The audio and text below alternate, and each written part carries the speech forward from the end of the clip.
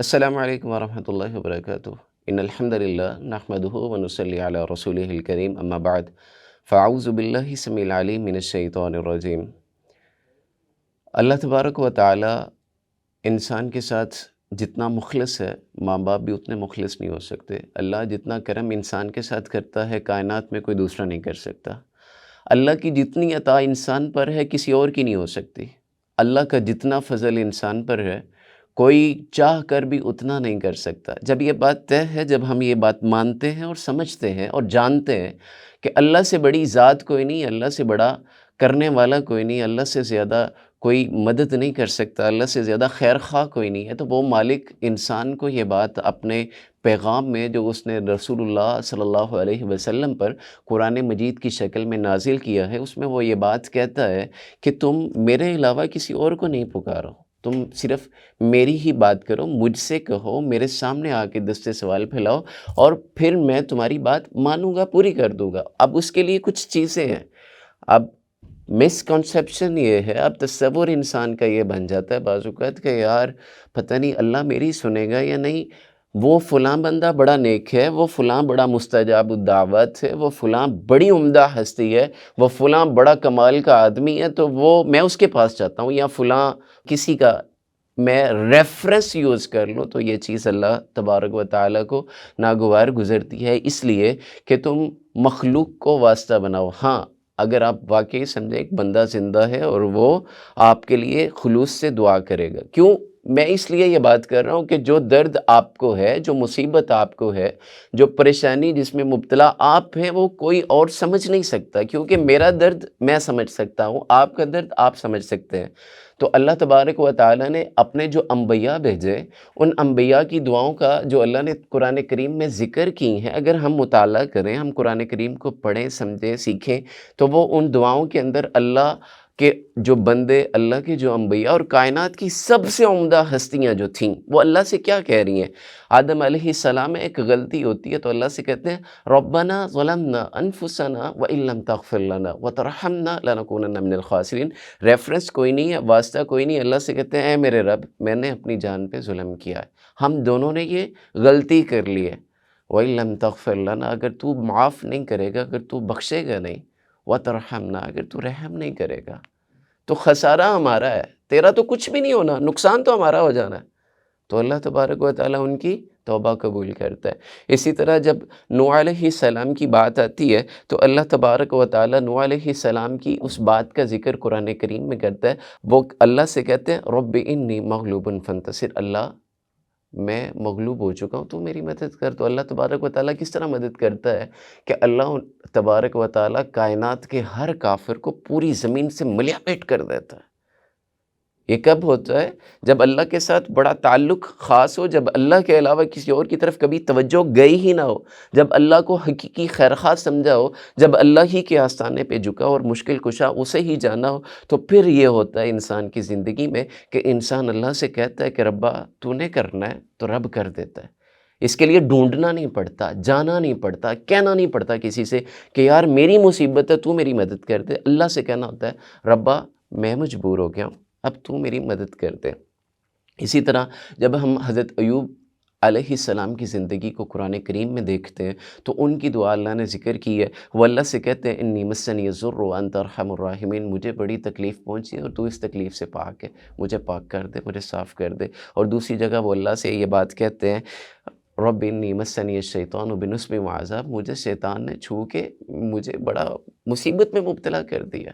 تو اللہ تو میری مدد کر دے۔ تو اللہ تبارک و تعالیٰ ایک لمبی آزمائش کے بعد ان کی اس دعا کی وجہ سے اللہ تبارک و تعالیٰ ان سے وہ مصیبت ٹال دیتا ہے۔ اور پھر جب ہم ابراہیم علیہ السلام کی زندگی کا مطالعہ کرتے ہیں، بچپن سے لے کے موت تک، بڑھاپے تک اللہ نے انہیں آزمایا۔ یہ واحد اللہ کا نبی ہے جس کا ذکر اللہ قرآن میں اس انداز میں کرتا ہے کہ اللہ نے اسے آزمایا فَأَتَمَّهُنَّ، اور وہ آزمائش پہ پورا اترا۔ اب کیسے کیسے علماء سے آپ نے سن رکھا ہے کہ بڑے طریقوں سے اللہ نے آزمایا، اللہ نے باپ کی شفقت سے دور کیا، پھر اللہ تبارک و تعالیٰ نے باپ، اب کیا کہہ رہا ہے باپ ان سے، یہ بات کہہ رہا ہے کہ اگر تو توحید کی آواز سے باز نہیں آیا میں تجھے رجم کر دوں گا۔ باپ ہے، توحید، ٹھیک ہے، یہ بڑی اسے ناگوار گزر رہی ہے ابراہیم کی بات ہے۔ پھر آگ میں پھینکا گیا، ٹھیک ہے، پھر اللہ نے آزمایا، جب آگ میں پھینکا جا رہا ہے تو فرشتہ آتا ہے آ کے کہتا ہے آپ کی کوئی ضرورت ہے جو میں پوری کر دوں؟ تو ابراہیم اس سے کہتے ہیں ما علیک من حاجہ، میری تجھ سے کوئی ضرورت نہیں ہے، حسبنا اللہ ونعم الوکیل، اللہ کافی ہے مجھے، حسبی اللہ، اللہ کافی ہے۔ جب آپ یہ قرآن کریم میں یہ باتیں پڑھتے ہیں، جب آپ کے سامنے قرآن کی یہ باتیں آتی ہیں، تو پھر آپ کا ایمان زیادہ مضبوط ہونا چاہیے کہ وہ رب جس نے مجھے اپنی انفرادیت میں پیدا کیا ہے، وہ رب جس نے مجھے بہترین بنایا ہے، وہ رب جس نے میری تخلیق کس طرح کی ہے کہ مجھ جیسا ہے ہی کوئی نہیں، فنگر پرنٹ کسی کے ساتھ میچ نہیں کرتے، رب نے مجھے اتنا کامل بنایا ہے، تو پھر رب جس نے میری ڈیمانڈ کے بغیر میرے اوپر اتنی عطا کی ہے، وہ رب میری بات نہیں سنے گا؟ ڈیفینیٹلی سنے گا، لیکن فرق یہ ہے کہ ہم اسے بلاتے ہوئے بڑا جھجکتے ہیں، ڈبل مائنڈڈ ہو جاتے ہیں، ہم اسے بلاتے ہوئے پورے اعتماد کے ساتھ نہیں بلاتے، ہم اسے اپنا سمجھ کے نہیں بلاتے، لیکن جب بلانا انبیاء کی زندگیوں کو غور کرتے جائیں، نوٹ کرتے جائیں، وہ ابراہیم علیہ السلام جگہ جگہ اللہ سے دعائیں کر رہے ہیں، اللہ نے سورہ بقرہ کے اندر، سورہ ابراہیم کے اندر اور پھر سورہ ممتحنہ کے اندر ان کی دعائیں ذکر کی ہیں۔ اللہ سے وہ کیا کہتے ہیں؟ اللہ سے کہتے ہیں اللہ میری اولاد ہے، مجھے اور میری اولاد کو تو دین کا خادم بنا دے، تو میری اولاد کو ایمان والا بنا دے، اللہ تو میری اولاد کو اچھا بنا دے۔ اور پھر یہاں سے یہ بات بھی پتہ چلتی ہے کہ دعا صرف اپنے لیے نہیں بلکہ اپنے آنے والی نسل کے لیے بھی دعا مانگنی ہے، جیسے ابراہیم علیہ السلام نے مانگی کہ اللہ میں یہ چاہتا ہوں، میں نے تیرا گھر بیت اللہ بنایا ہے، اب تو اس کو، رزق کو اس کی طرف موڑ دے، لوگوں کے دلوں کو اس کی طرف موڑ دے، اور پھر اس کے ساتھ کیا کر، اللہ تو ان میں ربنا وبعث فیہم رسولا منہم، اللہ تو ان میں سے ایک رسول پیدا کر، یتلو علیہم آیات، جو تیری آیات کی تلاوت کرے، ویزکیہم، انہیں پاک کرے۔ یہ ابراہیم کس سے کہہ رہے ہیں؟ اللہ سے کہہ رہے ہیں، اپنے پیش رو انبیاء کا کوئی وسیلہ، کوئی چیز بات نہیں کر رہے، کوئی نہیں ڈال رہے، کوئی توسط نہیں ہے، صرف اللہ کے ساتھ اللہ کے سامنے گڑ گڑا رہے ہیں، اللہ سے کہہ رہے ہیں کہ ربا تو نہیں کرنا ہے۔ اور طالوت علیہ السلام کا ہم واقعہ سورہ بقرہ میں پڑھتے ہیں کہ بنی اسرائیل کے لوگوں نے اللہ سے کہا کہ اللہ ہم ایک نبی چاہتے ہیں، اس کی چھتری کے نیچے، اس کے جھنڈے کے نیچے ہم جہاد کریں، اللہ نے مقرر کر دیا۔ اب جب جہاد کا وقت آیا تو وہ کیا کہہ رہے ہیں؟ ربنا افرغ علینا صبرا وثبت اقدامنا، وہ اللہ سے کہہ رہے ہیں اللہ جب اب یہ ٹکراؤ کی کیفیت آ گئی ہے، اللہ تو ہمیں ثابت قدم رکھ، تو ہماری مدد کر، انصرنا علی القوم الکافرین۔ تو پھر اللہ تبارک و تعالیٰ نے ان کی مدد کی۔ ہم فرعون کے محل میں پلنے والی، عیش و عشرت میں رہنے والی آسیہ جب اسلام قبول کرتی ہے، اس کی زندگی کو جب پڑھتے ہیں تو 28ویں پارے کے اندر اللہ تبارک و تعالیٰ ذکر کرتا ہے کہ وہ اللہ سے کہنے لگی اللہ یہ فرعون مجھ پہ بڑا ظلم کر رہا ہے، اللہ میں تجھ پہ ایمان لے کے آئی ہوں، اللہ تو میری مدد کر دے، رب ابن لی عندک بیتا فی الجنہ، اللہ تو جنت کے اندر میرا گھر بنا دے۔ مفسرین نے اس میں لکھا ہے کہ جب اس کی موت ابھی نہیں آئی، آسیہ سلام اللہ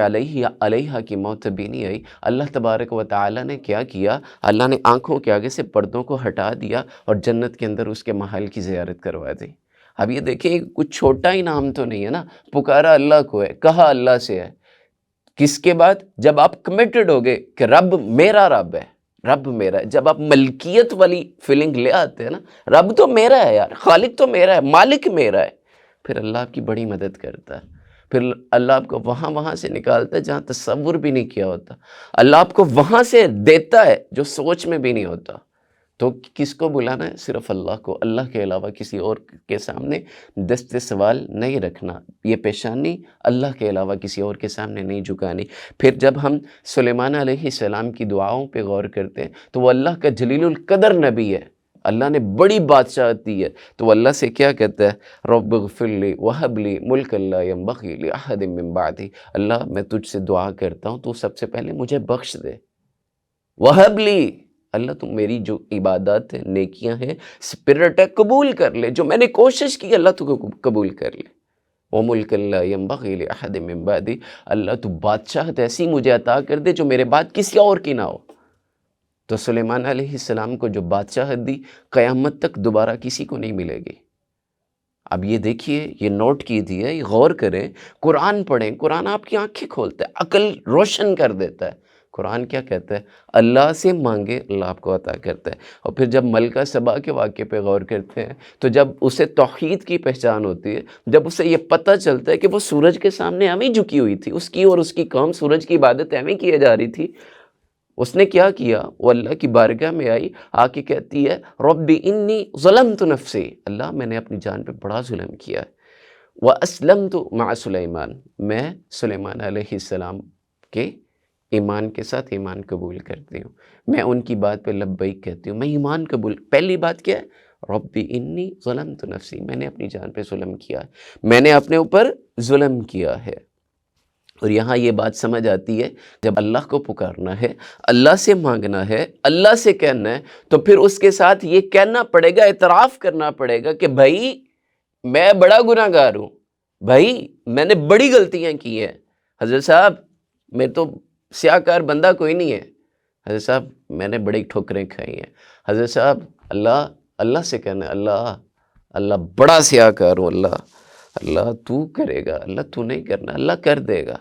اور پھر جب ہم یوسف علیہ السلام کی دعا پہ غور کرتے ہیں تو وہ کہتے ہیں فاطر السماوات والارض انت ولی فی الدنیا والآخرہ توفنی مسلمہ والحقنی بالصالحین۔ وہ کہتے ہیں زمین و آسمان کو بنانے والے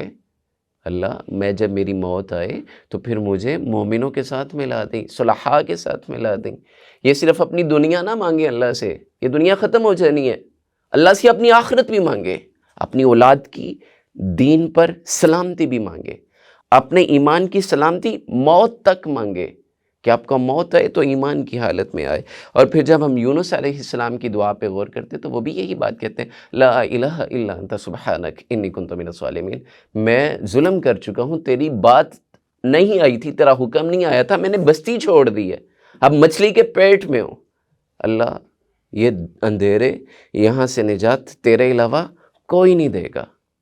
اور اللہ کہتا ہے کہ میں نے نجات دے دی۔ اور پھر جب ہم زکریا علیہ السلام کی دعا پہ غور کرتے ہیں، اور یہاں پہ یہ سبق ہے میری ان تمام بہنوں کے لیے، ماؤں کے لیے، بھائیوں کے لیے، بزرگوں کے لیے جو اولاد کی نعمت سے محروم ہیں، ہم دعا کرتے ہیں اللہ تبارک و تعالیٰ انہیں صاحب اولاد کرے، لیکن کیا کرتے ہیں؟ دعا انہیں خود بھی کرنی چاہیے کیا کہ اللہ، زکریا علیہ السلام اللہ سے دعا کرتے ہیں، مریم علیہ السلام کے پاس پھل دیکھتے ہیں، اللہ سے دعا کرتے ہیں اللہ اگر تم مریم کو بے موسم پھل دے سکتا ہے، آؤٹ سیزن پھل دے سکتا ہے، اللہ تو میں تیرا بندہ ہوں، میں یہ چاہتا ہوں، میرا بڑھاپا آ گیا ہے، اللہ میں یہ چاہتا ہوں تو مجھے صاحب اولاد کر دے۔ کیا دعا مانگ رہے ہیں؟ رب لا تذرنی فردا وانت خیر الوارثین، اللہ مجھے ایک وارث عطا کر دے، اللہ مجھے بے وارث موت نہ دینا۔ اللہ نے یحییٰ نام کی بشارت دے کے کہا اس نام کا بیٹا ہم نے کبھی پہلے پیدا ہی نہیں کیا۔ دعا کی قبولیت دیکھیں۔ اب یہ مت سوچئے گا کہ وہ اللہ کے انبیاء تھے، اللہ کے بڑے مقرب تھے، بڑے پاکیزہ تھے، وہ معصوم عن الخطا لوگ تھے، وہ بڑے کرم والے لوگ تھے، اللہ ان سے راضی تھا تو اللہ ان کی دعائیں قبول کیوں نہ کرتا۔ یہاں پہ دیکھیے جتنا کرم اللہ کا ان پر ہے، ڈیفینیٹلی وہ اللہ کے بڑے مقرب ہیں، اللہ کے بڑے بڑے قریب والے، لیکن ہم بھی بن سکتے ہیں ان کے نقش قدم پہ چلتے ہوئے، ہم بھی بن سکتے ہیں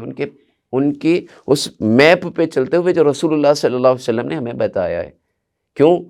آدم علیہ السلام سے لے کے رسول اللہ تک بات ایک ہی تھی، وہی ایک ہی تھی، وَمَا أَرْسَلْنَا مِن قَبْلِكَ مِن رَسُولٍ إِلَّا نُوحِي إِلَيْهِ أَنَّهُ لَا إِلَهَ إِلَّا أَنَا فَاعْبُدُونِ، کہ اللہ نے کوئی نبی ایسا بھیجا ہی نہیں جس کو یہ بات نہیں کہی لا الہ الا انا فاعبدون، کہ اللہ کے علاوہ کوئی عبادت کے لائق نہیں ہے، اللہ کے علاوہ کوئی الہ نہیں ہے، اللہ کے علاوہ کوئی عبادت کے لائق نہیں ہے، اسی کی عبادت کرنی ہے۔ تو وہ روڈ میپ ہمارے پاس موجود ہے جو انبیاء کا تھا، وہ اسی پہ چلے، ہمیں بھی اسی پہ چلنا ہے، اللہ نجات بھی دے گا، اللہ کرم بھی کرے گا۔ اور رسول اللہ صلی اللہ علیہ وسلم بدر کے میدان میں دعا مانگتے ہیں، اللہ فرشتے بھیجتا ہے، اللہ سے دعا کرتے ہیں، اللہ دعاؤں کو قبول کرتا ہے۔ تو یار یہ کیسے ممکن ہے کہ اگر وہ صرف اللہ کو پکاریں، اللہ سے کہیں، اللہ کے سامنے اپنا دست سوال رکھیں، تو یہ قرآن کریم کی یہ جو آیات ہیں جو اللہ نے انبیاء کی دعاؤں کے طور پہ ذکر کی ہیں، ہم مانگیں اللہ سے، کیسے ممکن اللہ نہ دے؟ تو لازمی اپنی زندگی میں چاہے ایک کارنر مخصوص کر لیں، چاہے ایک وقت مخصوص کر لیں، آپ اللہ سے ضرور ایک تعلق بنا کے رکھیں، اللہ سے کہیں ربا تو میرا ہے، میں تیرا بندہ ہوں، تو میرا مالک ہے، تو میرا خالق ہے، میں نے تجھ سے کہنا ہے، قبول تو نے کرنی ہے، اللہ سے کہیں اللہ قبول کر لے گا۔ اپنا بہت خیال رکھیے گا، اللہ کے علاوہ کسی اور کے ساتھ ما فوق الاسباب توقعات مت جوڑیے گا، یہی نجات ہے۔ اللہ تبارک و تعالی مجھے اور آپ کو توحید پہ قائم رکھے۔ السلام علیکم ورحمۃ اللہ۔